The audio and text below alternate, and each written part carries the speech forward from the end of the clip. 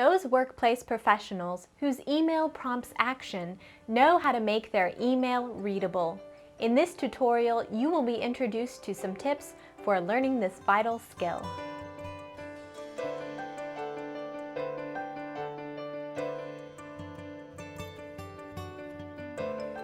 Readers ignore and delete email that doesn't get to the point, that uses pompous-sounding language, and that displays an uninterrupted series of paragraph blocks. Avoiding these common mistakes and following tips in this tutorial can help you to write messages that prompt your readers to act.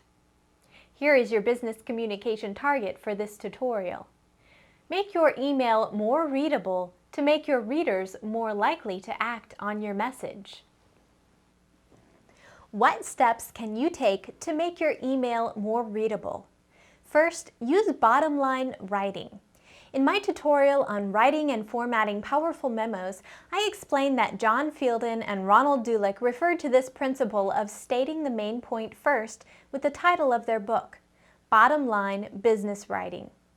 If the purpose of your email is to announce the rollout of your new online service and to prompt customers to take advantage of this service, don't begin your email by talking about how existing online services have benefited customers. Perhaps you can mention those other services later in the email.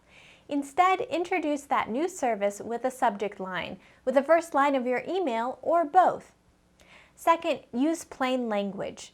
Too many business professionals think that they must use embellished language, including unusual vocabulary and sophisticated syntax, in order to impress readers.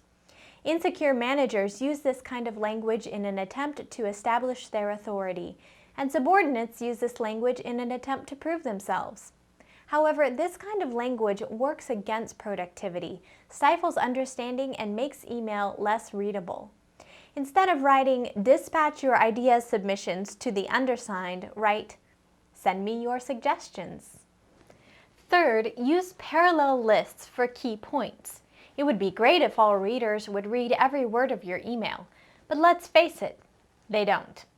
Many readers scan their email messages instead of reading them.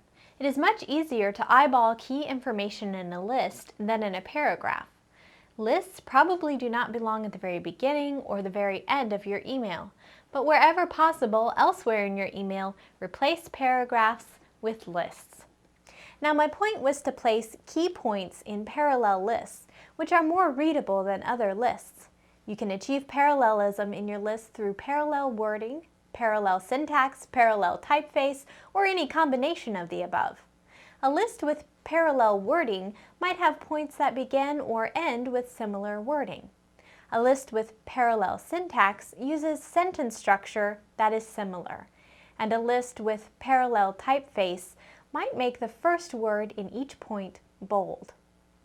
In general, use numerals for a list in which you need to emphasize the order, and bullet points for a list in which you do not need to emphasize order. Fourth, use headings for longer email. What constitutes a longer email? I recommend using headings for email that requires more than a half minute to read. Uninterrupted blocks of paragraphs are the enemy of readability. You can use not only parallel lists to break the enemy apart, but also headings to bring the enemy into submission. Both lists and headings draw the reader's attention to important information.